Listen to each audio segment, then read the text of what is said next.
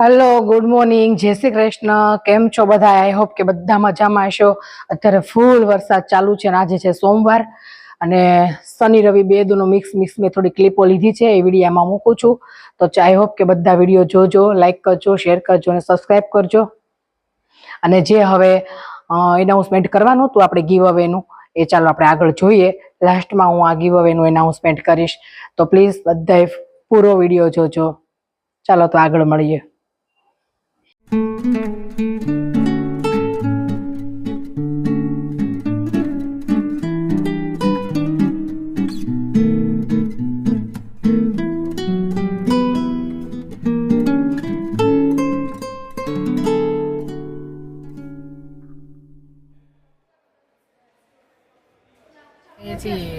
જો મૂવી જોવા જાય છે આપણે, જો અહીંયા તેલ મુકાઈ ગયું છે અને એમાં આ છે ને ગુલાબ જાંબુની બધી ગોળીઓ મમ્મી કરે છે બેઠા બેઠા. તો એ તળવાની છે ને એ ચાસણી મૂકી દીધી છે. એક બાજુ ચાસણી રેડી થાય ને એક બાજુ ગુલાબ જાંબુ રેડી થાય છે. અને એ જો મમ્મી બેઠા બેઠા ગોળીઓ કરે છે. જો શું કરે છે મમ્મી? ગુલાબ જાંબુની ગોળી.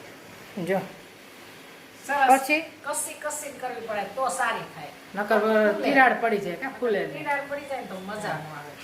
અને આ છે ને ગાંઠિયાનો લોટ રેડી રાખ્યો છે. એ ગાંઠિયા મારા પપ્પા જ બનાવે, બીજું કોઈ નહીં. એટલે એ આવશે ને એટલે હમણાં ગાંઠિયા બનાવશે. ત્યાં સુધીમાં અમે ગુલાબ જાંબુ કરવા છે, ભૂંગળા તળવા છે, એ બધું કરી નાખી. કા મમ્મી? હા, આજ મમ્મી આવ્યા છે ને બધો નાસ્તો બનાવી નાખી. મમ્મીનો લાભ લઈ લઈ. બની જાય તમારે. હા, પછી નિરાયતે નાસ્તો કરો ને ખાઓ. હા. અહીંયા જો આ ગોળી તળાવવા માંડી છે, ધીમા ગેસે તળવાની, એટલે અંદર કાચી ન રહે.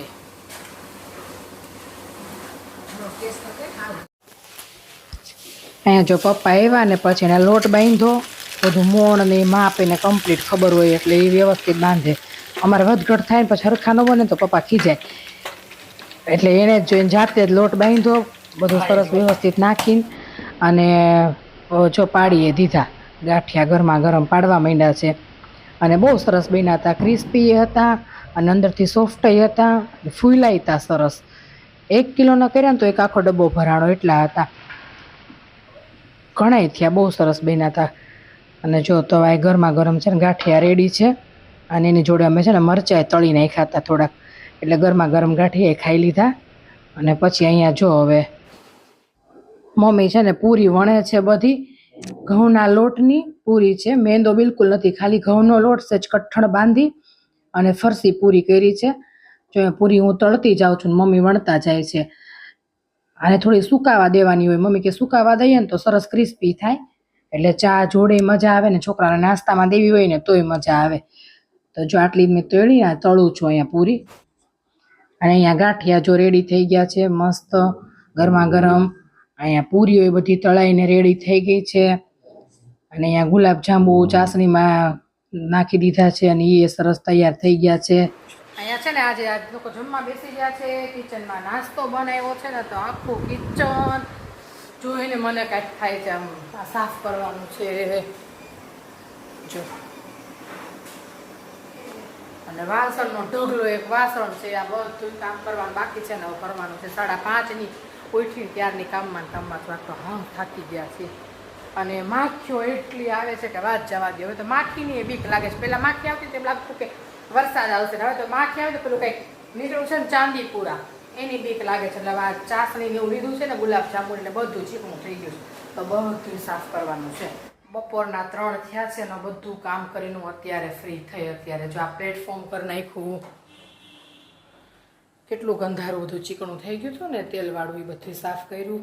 આટલા જો 2 ખાટલી જેટલા તો વાસણ ધોયા.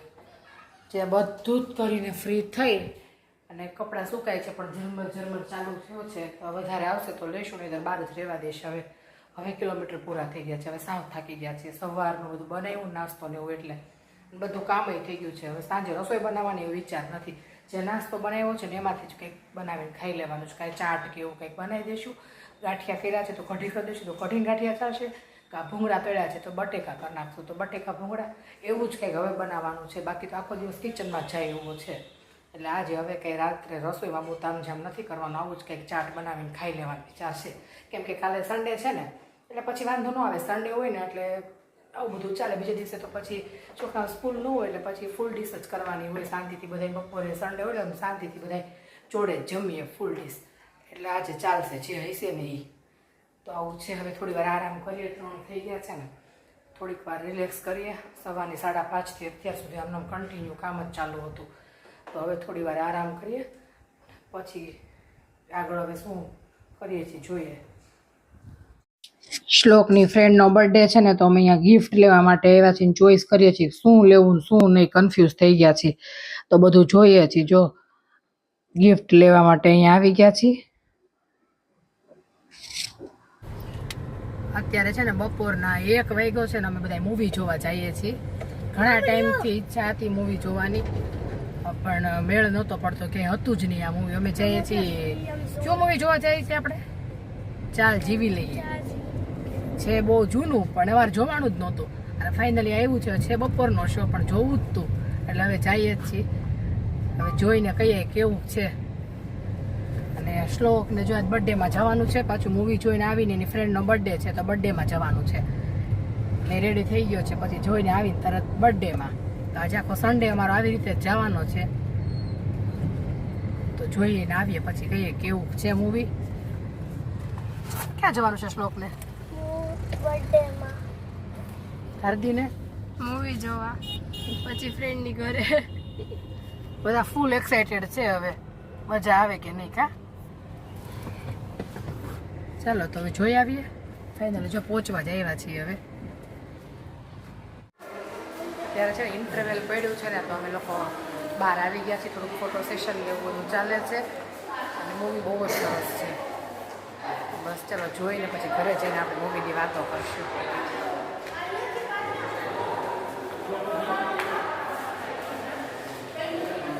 અહીંયા આરતીબેન આમથી આમ ને આમથી આમ જો. અને શ્લોકનું ફોટો સેશન ચાલુ છે.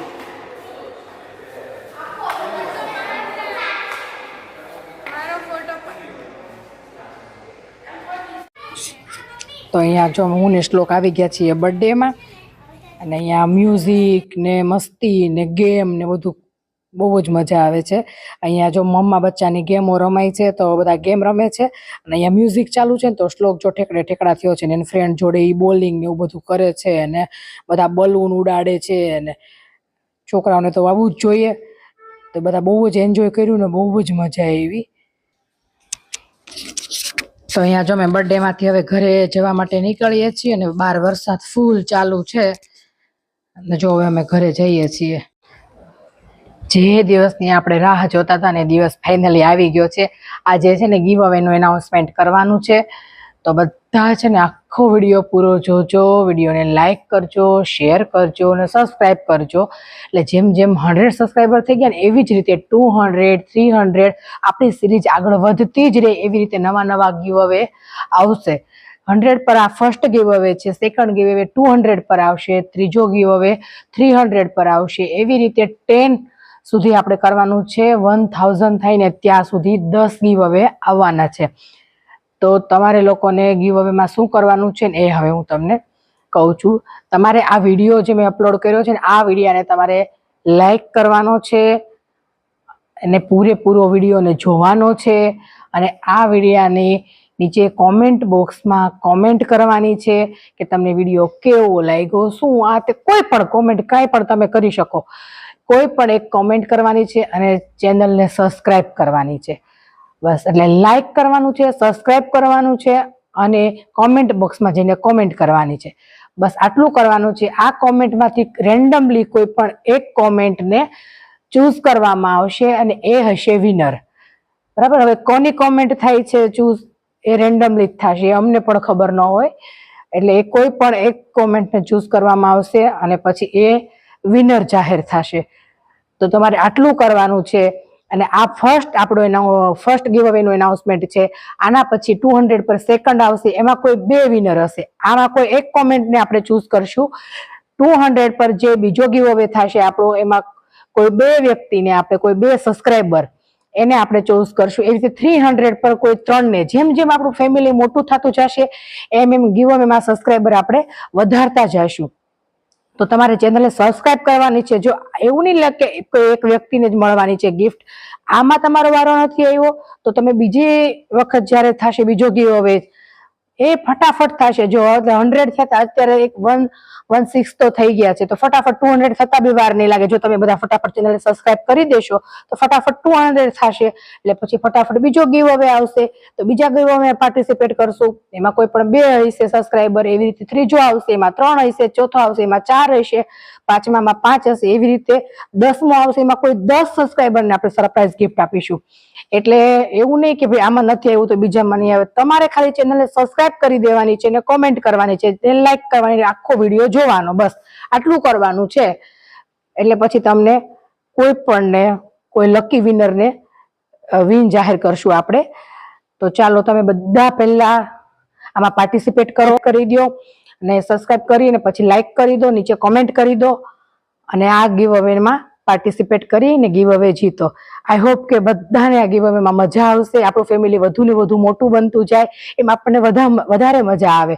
બસ તો એ જ કરવાનું છે આપણે. તો ચાલો ફટાફટ પેલા ગીવ અવેમાં પાર્ટિસિપેટ કરો. આઈ હોપ કે તમને આ વિડીયો પસંદ આવ્યો હશે. જો પસંદ આવ્યો હોય તો વિડીયોને લાઈક કરજો, શેર કરજો, સબસ્ક્રાઇબ કરજો. ફરી મળીશું એક નવા કન્ટેન્ટ સાથે. ત્યાં સુધી બધાને જય શ્રી કૃષ્ણ, જય સ્વામિનારાયણ, આવજો, બાય બાય.